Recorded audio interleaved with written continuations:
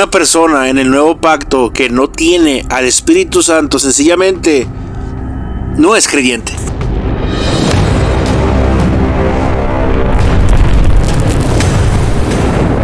Esa es una muy buena pregunta, porque muchos cristianos y cristianos verdaderos tienen que lidiar con ella, con la cuestión de la seguridad de la salvación. Primero, podemos decir que hay una falsa seguridad de salvación. Evidentemente, hay personas que no son salvas y creen que sí lo son. Y esa falsa seguridad se puede basar en algo que ellos han realizado, algo que ellos han hecho, en su cumplimiento con la liturgia, con las obras de la vida cristiana, con una profesión de fe o con haber hecho una oración o haberse levantado en un culto, el decisionismo que conocemos.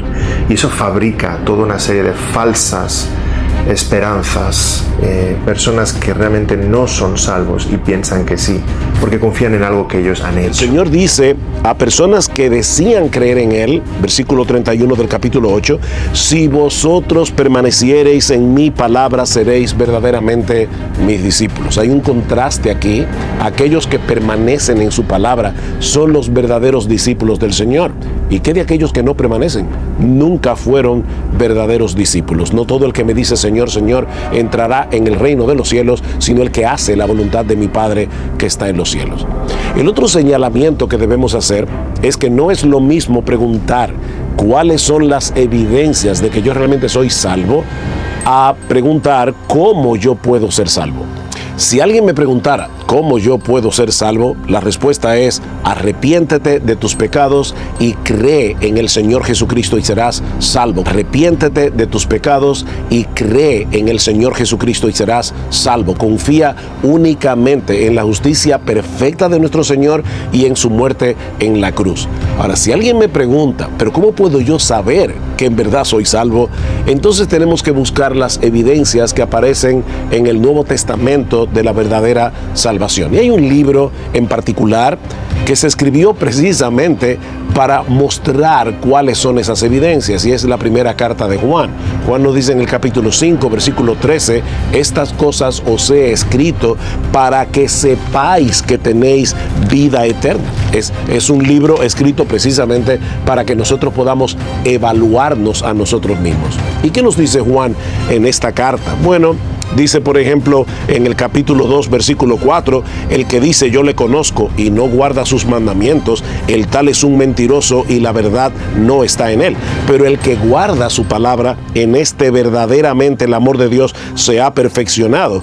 Por esto sabemos que estamos en él. El que dice que permanece en él debe andar como él anduvo. Una persona verdadera, un verdadero creyente, anhela, desea hacer la voluntad de Dios. Anhela, desea hacer la voluntad de Dios. Es una persona que ama la palabra, es una persona que ama hacer la voluntad de nuestro Dios revelada en su palabra. Es una persona que admira tanto al Señor Jesucristo que internamente desea ser como Él. Otra evidencia de que nosotros ciertamente hemos nacido de nuevo es el hecho de que amamos a Dios y al mismo tiempo amamos a aquellos que al igual que nosotros han creído en el Señor Jesucristo para ser salvos. Dice Primera de Juan 4:7, amados, amémonos unos a otros porque el amor es de Dios. Todo aquel que ama es nacido de Dios y conoce a Dios. El que no ama no ha conocido a Dios porque Dios es amor. Así que por un lado tenemos ese amor por la palabra, ese deseo de hacer la voluntad de Dios, esa lucha con el pecado que todavía mora en nosotros. El mismo Juan nos dice en esta primera carta que el que practica el pecado es del diablo. Todo aquel que es nacido de Dios no practica el pecado porque la simiente de Dios permanece en él y no puede pecar porque es nacido de Dios. Obviamente Juan no está diciendo que un verdadero creyente nunca comete ningún pecado. Él está hablando específicamente en esta carta del pecado de la apostasía, porque él mismo nos dice en el capítulo 1 que aquel que dice que no tiene pecado es un mentiroso y se está engañando a sí mismo. El nuevo hombre debe ser visible. El que se iraba ahora es manso. El tacaño ahora es generoso. El egoísta ahora es solidario. El impaciente ahora es paciente. El amargado ahora tiene gozo. el atribulado ahora tiene paz.